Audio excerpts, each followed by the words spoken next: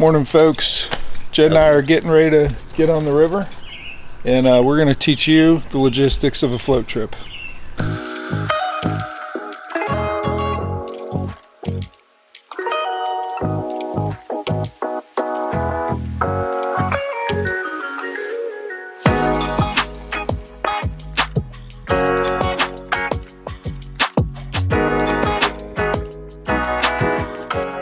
So we got a dam somewhere along the path that we're doing. So it's nice that we have the inflatables. I'm going to have Jed going to be in the Osprey, and I'll have the new NRS Cuda. But we got to figure out where our put in and takeout is. I have to get pretty creative, I think, today. We'll see what happens. Right. And we got to leave your vehicle at the end, so let's take a look at that real quick. Okay. Look at a map. Yeah, sounds good. All right, so I got a copy of Ed Gertler's Exploring Virginia Waterways. It's a real nice way to help you plan a float trip. And we're gonna put in right there at that little notch, that little triangle there in Edinburgh, and we're gonna go over that dam, which we're going to read about in a minute, and then it says we have a 4.8 mile float. Jed, do you want to do 4.8 or you want to add on another 4.9 and do a second dam, or are we just going to do a short one? I'm putting you on the spot. The access is where we would the takeout. I've done this like 20 years ago, so maybe we'll cruise by them first since we have some good daylight already. Right. Well, let's do this. Let's go to that access point right there, and we'll look at it. And I think we're gonna probably just do a shorter float and leave your vehicle there, and then we'll run up here. You'll hop in my vehicle. We'll run up here, put in our boats, and go down. What you need is basically 2 drivers, 2 vehicles, that can accommodate 2 boats. And I think what we'll end up doing is taking the NRS one, taking the seat off of it, stacking it on top of your Jeep, and then putting the Osprey on top of that. But do you have straps? I do. All right, you got plenty of straps. Let me find the takeout point here. I'll put that on my phone and just navigate to that. Before we go though, I do want to look at the trip description. Ed Gertler does a good job really telling you what you can expect. So it says there are 3 dams. The first is about 12 feet high, located about half a mile below Edinburgh, with a short pool and an easy carry-on right. So if we're just doing the first one, we're gonna go ahead and portage right. Otherwise you end up walking it and figuring it out on your own, which can be difficult. I've certainly gotten poison ivy a few times trying to figure out which way we portage. Jed, you and I have done some interesting vertical portages. Yeah, a lot of different rope systems to get boats down things when there's a staircase on the other side. Right. The second one, Chapman Dam, is about 15 high with a long pool behind it with a rough carry on the left. So I think we're just going to do the one, and we're going to stick to the right. Sounds good to me. All right. I'm going to look at that one more time. We're looking for 672, which is Chapman Landing Road. And I'm going to match that up with the phone here. So there's Edinburgh, 672.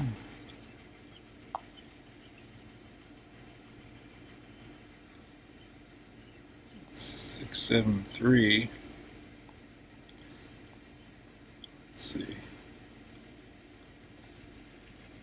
There's our dam. So we go on the right.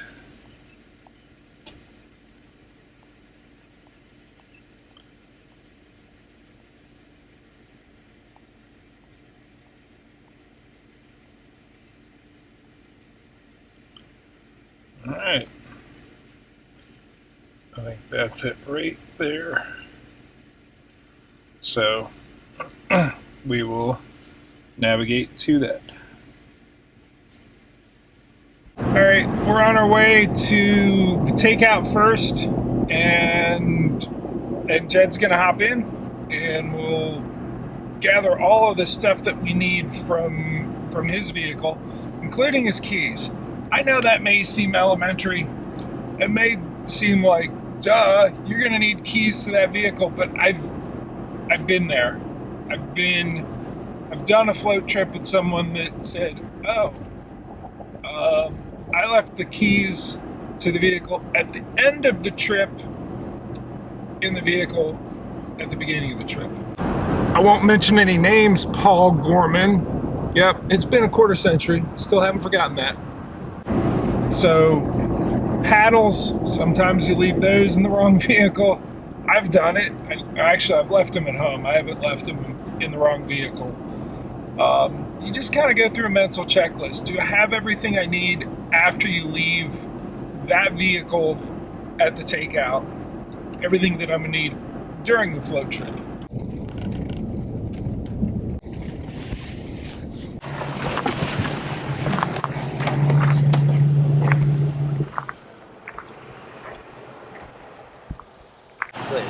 Is it always the left one? Got a chocolate golf ball on my glute. Well, not the inside. Alright. It's a nice green color. It's not like totally clear. A little bit of grass there. Alright. Here's our takeout. So you got a paddle, some water as lunch, fishing rods you want to throw in there? Yeah, just go drive that stuff out of the Jeep now. Alright. We're here at the takeout. We got all Jed's stuff, his tackle and rods, and you got your keys, right? It's a good thing to check. Yeah, sure. And you're not going to leave them in this vehicle when we take off. So we got 4.8 miles up to the next one. Do you want to add on something to it, to the top end? Sure. You got an idea to put in a little further up? Yeah, I mean, if you're power fishing, a good rule of thumb is 1 mile an hour, right? And there's two of us on fairly small water, and I just figure we could, we're gonna pick it apart. We're not gonna totally power fish the whole time, but I figure a little under 5 miles, we got until when? 4 o'clock to float, and it's coming up on 9. So we're gonna want some more miles. So if we're adding on, let's look up here. So there is in Edinburgh, that's where we were gonna put in, but we're just gonna add this 2.4 mile section here. Let's find that little triangle. So 4.8 and 2.4. Now we got a little bit longer, a little bit more distance. So let's see if I can figure out where that bridge is north of Edinburgh. It's off of Route 698.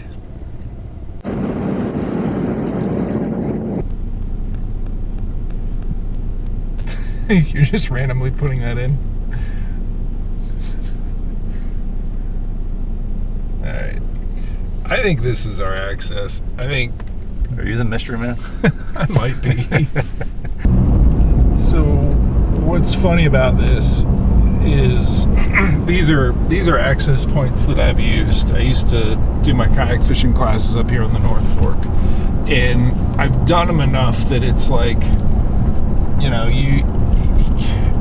this isn't totally exploration, but it's you get here and you're like, oh yeah, I remember this place. So lots of posted signs on that side, and let's see what we got on this side of the road here. Oh, no river. Yep, we're gonna turn down this road, Cave Spring Lane. See if we can toss something over the guardrail here.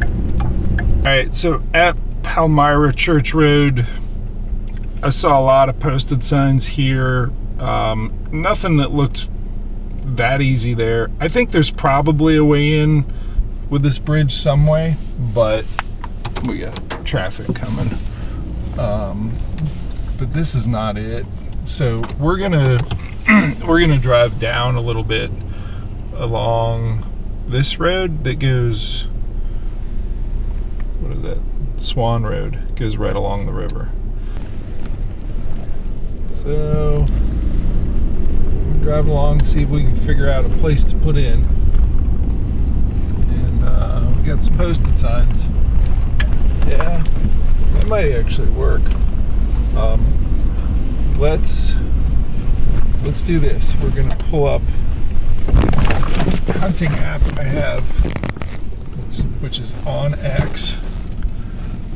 We go here, and this tells you whether if you're trespassing or not. And I just need enough of a signal to populate what we're looking at. But I am looking out the window, and I don't see posted signs. We'll come back to the OnX, see if this Looks like another used turnoff right in front of us too. Yeah, we'll see if this updates, but let's walk around out there first and check it. Sounds good. I think we can do it. I'm gonna build a little bit of good karma by picking up trash. When you have these sort of informal access points and people do trash them, that's how we lose them. That's how whoever does own this strip of land in between this road and that river gets pissed off enough that they say, no more, now I'm putting posted signs up. So we gotta pick up what trash we can. So I've used the OnX app before. That's a separate video that goes into that, and I guess I'm learning to use that app. It helps to look at the spot where you still have a signal before you're down in the valley. But what it does show is actually maps out the blocks of who the owner is, or if it's publicly held land. It tells you that stuff, but we don't really know. But I think it's well worn. It's not posted. I think we're good. Let's go ahead and do it. Yeah, that's right. All right.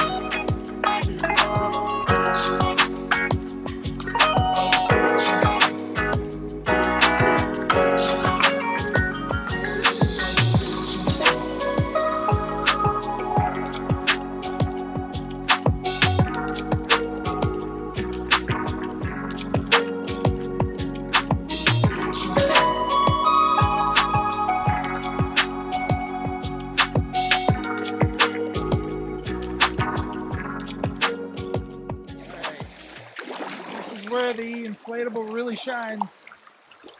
If I was in a rotomolded boat, I'd be dragging already.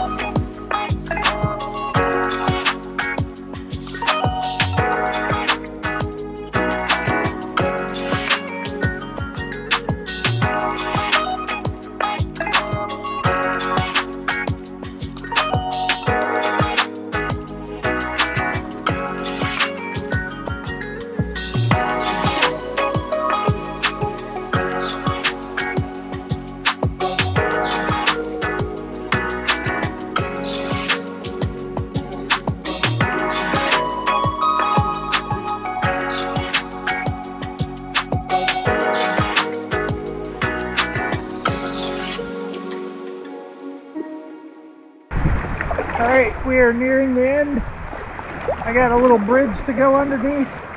Jed's actually already down there. And he started to unload his stuff. Or actually get it up on his Jeep. But I'll be there in a second. Alright, done with the float trip. That's right. That was fun. That was a good time. So the logistics at this point, I'm going to break down everything on this inflatable, make it totally flat. I'm going to flip it upside down, and then we can put this one on top of it. Make sense? Yeah, that sounds good. But any way that you can get two boats on that, you got some J-racks, which would work too, but I think we can go Stack them pancake style. exactly. Yeah. And then we'll run back up to my truck.